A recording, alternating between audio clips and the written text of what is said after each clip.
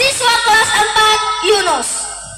Di sini saya akan menceritakan sebuah kisah yang berjudul Kutukan di Kaki Gunung Harapan. Selamat menyaksikan.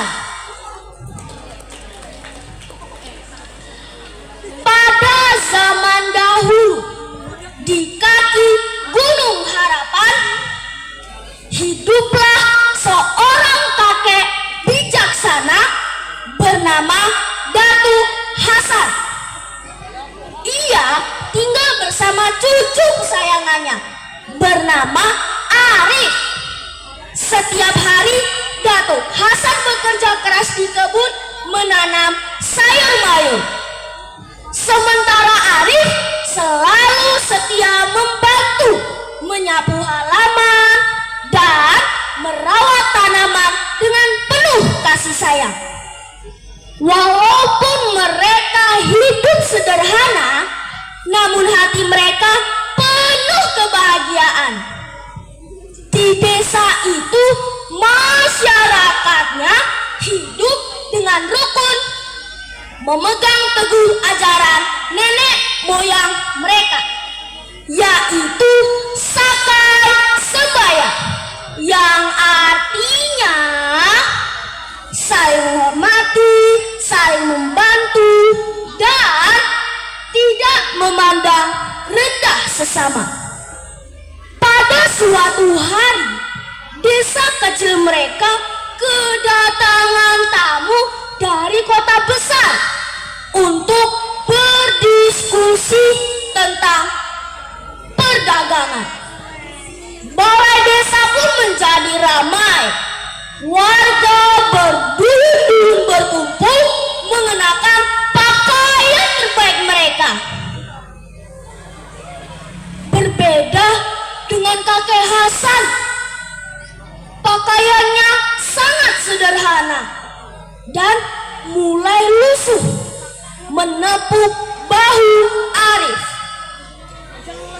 Arif, mari kita pergi ke balai desa, ajaknya.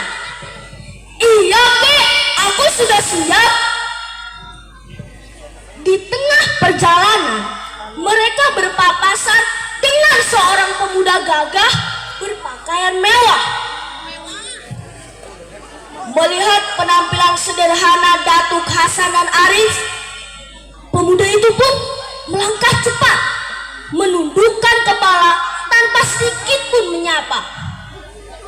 Dengan suara ramah, Datuk Hasan memanggil, "Reina,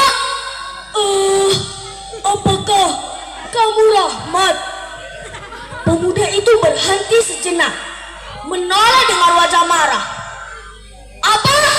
Namaku Adi, bukan Rahmat, dan aku tidak kenal kalian," katanya dengan nada kasar, lalu bergegas pergi. Kakek Hasan terdiam sembari mengamati punggung tangan kanan Adi. Kakek Hasan melihat tanda lahir.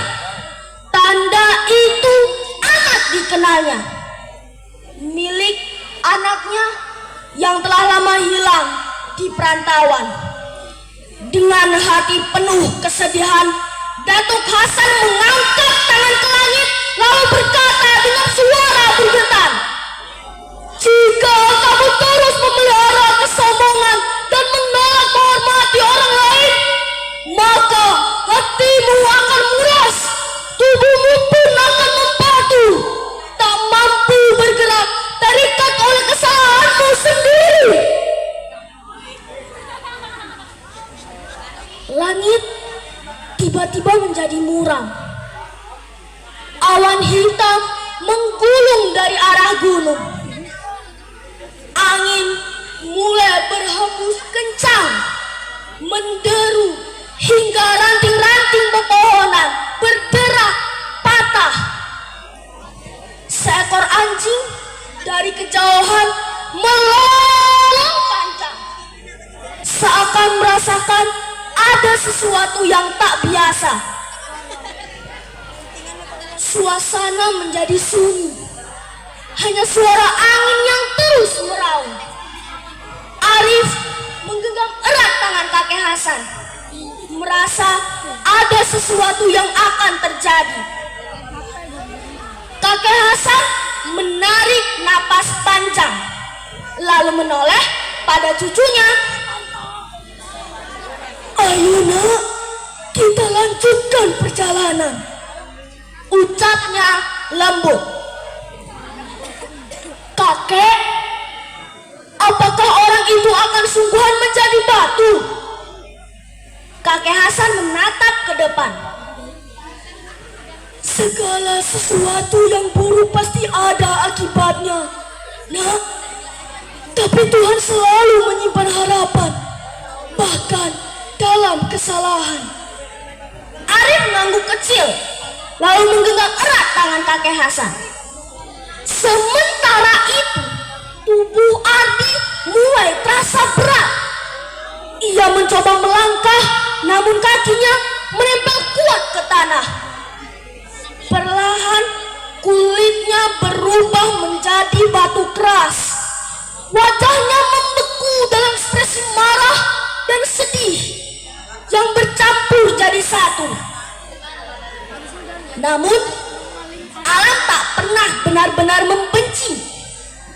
Dari sekitar tempat batu Adi membeku, bunga-bunga berwarna-warni mulai bermekaran, seolah memeluk batu itu dengan kehangatan. Lambat laun, keindahan itu menjadi tanda bahwa di dalam kerasa batu masih ada harapan untuk hati yang lembut. Arif yang melihat perubahan itu menatap penuh rasa bersalah. "Kakek, apakah aku juga akan membatu jika aku bersikap buruk?" Kakek Hasan tersenyum.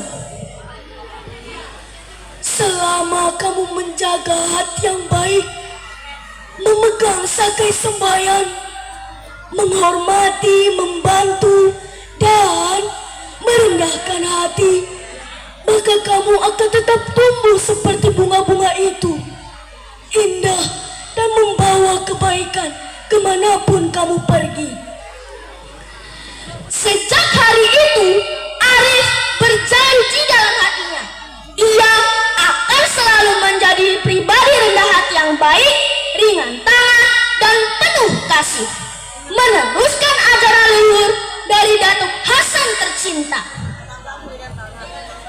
Nah, untuk cucu-cucuku yang telah lulus hari ini, selamat ya, sukses ya, dan satu lagi, jangan nakal.